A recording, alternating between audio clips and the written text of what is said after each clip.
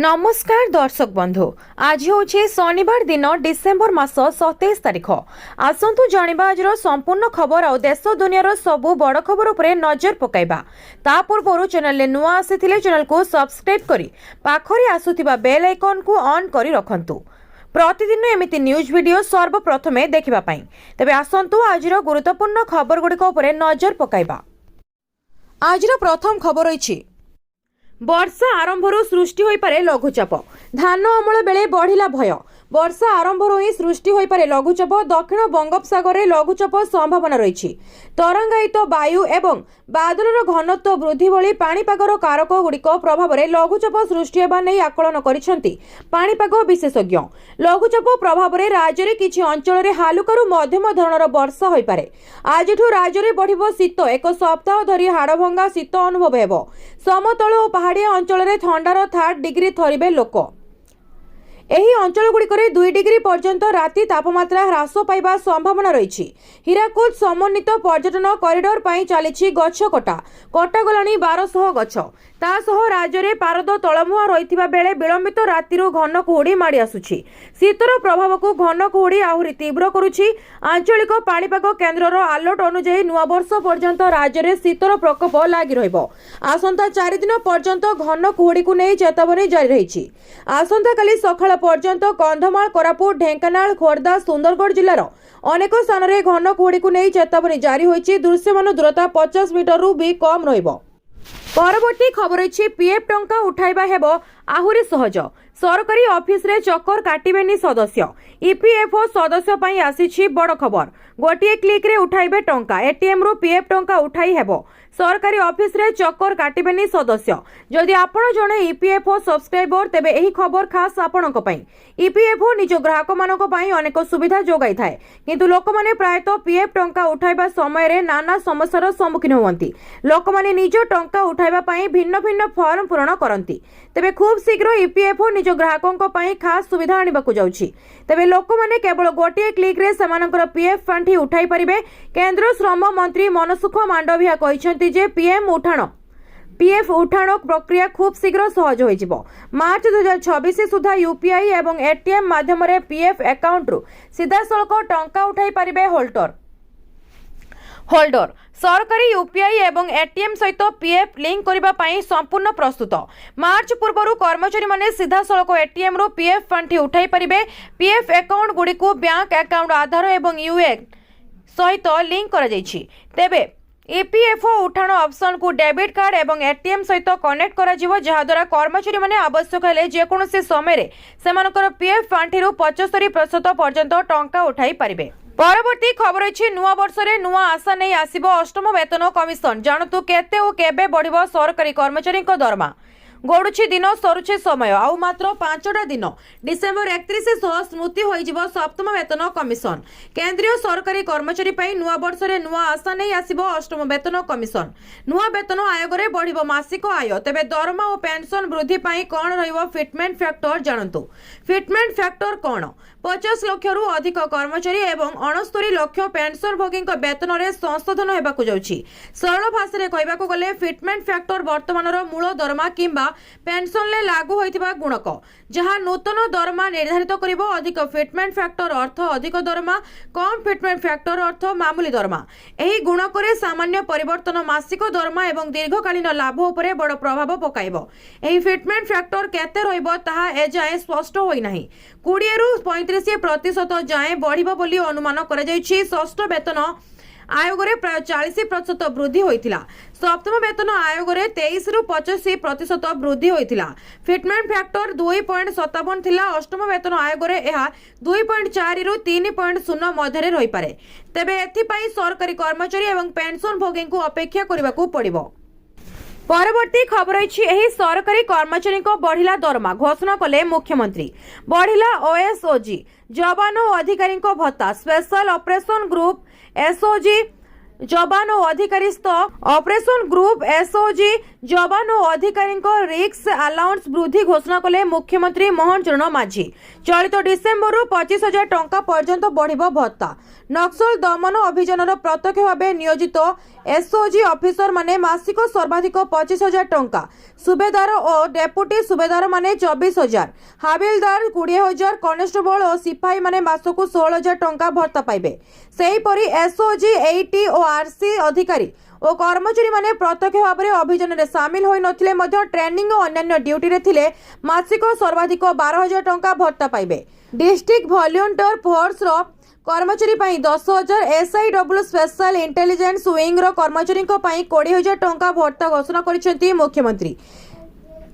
SOG चंदकर नुआ प्रशिक्षण और ब्रीफिंग केन्द्र और आधुनिक आतंकवादी विरोधी प्रशिक्षण केन्द्र उद्घाटन अवसर में मुख्यमंत्री यही घोषणा करिसेंती। एथिरे एका समय रे 400 जवान को तालीम देई हेबो। एथिसह 16टी जिले में 16टी थाना गृह, 70टी क्वार्टर्स, ऑफिस गृह, बाराक, आश्रयगार, प्रशासनिक बिल्डिंग आदि प्रकल्प मध्य उद्घाटन करिसेंती मुख्यमंत्री। एही कार्यक्रम में पुलिस डीजी योगेश बहादुर खुरानिया जोग देथिले। परवर्ती खबर अछि पोस्ट ऑफिस रे एई स्कीम ले करंतु निवेश मिलिबो 17 लाख टंका। जानतु केमिति आजर दुनिया रे समस्त एक सुरक्षित भविष्य चाहती। जदि आपण धीरे धीरे एक बड़ पांठी गठन करबा को चाहउछंती तबे पोस्ट ऑफिस योजना गुडी को एक निर्भरयोग्य विकल्प होई पारे। ए गुडी को सरकार को द्वारा ग्यारंटी युक्त एवं स्थिर रिटर्न प्रदान करे एपरि एक लोकप्रिय योजना होउछि पोस्ट ऑफिस रेकॉर्डिंग डिपोजिट योजना। पोस्ट ऑफिस रो आरडी रो प्रमुख सुविधा होउछि आपण बहुत कम परिमाण रे निवेश आरंभ करि परिबे। साधारण व्यक्ति को बजेट को ध्यान में रखी डिजाइन करा जायतिबा एही योजना सेमानक पई आदर्श जो माने दैनिक संचय माध्यम रे धीरे धीरे एक बड़ पांठी गठन करबा को चाहती। यह वर्तमान वार्षिक 6.70% सुध हार प्रदान करे जहा त्रैमासिक भाव में वृद्धि पाए। एक सरकारी योजना होइतिबारु टंका संपूर्ण सुरक्षित। एही योजना प्राय प्रत्येक भारतीय नागरिकक पई उपलब्ध। चाकरी करथिबा व्यवसायी किबा छात्र जे कोनोसी व्यक्ति एही को अकाउंट खोली परिबे। 10 वर्षरु अधिक बयसर पिलामानक नामरे मध्य आरडी खोला जाई परिबो। अकाउंट व्यक्तिगत भाव में किंबा ऑनलाइन ले खोला जाई परिबो। 18 वर्ष बयस रे पहुंचबा परे केवाईसी अपडेट आवश्यक। पोस्ट ऑफिस आरडी रो मूल कार्यालय 5 वर्ष। परवर्ती खबर अछि सुना रूपा दर रे बड़ वृद्धि। गोटे दिन रे 8,000 किनिबा पछय भाबिबाकू भी डर लागुछि। 2025 रे शेष होबाकू जाउछि किंतु सुना एवं रूपार चमक कमिबार कोनोसी ना धरु नाही। वर्षर शेष दिन गुडी करे सुना एवं रूपा उभय रेकर्ड सर्वोच्च स्तर रे पहुंचिछि।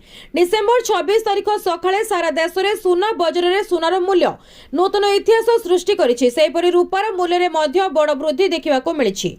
आज राजधानी दिल्ली रे 24 कैरेट सुनार मूल्य प्रति 10 ग्राम 1,39,410 रे पहुंचतिबा बेले 22 कैरेट सुनार मूल्य 10 ग्राम को 1,27,810 छुईछि।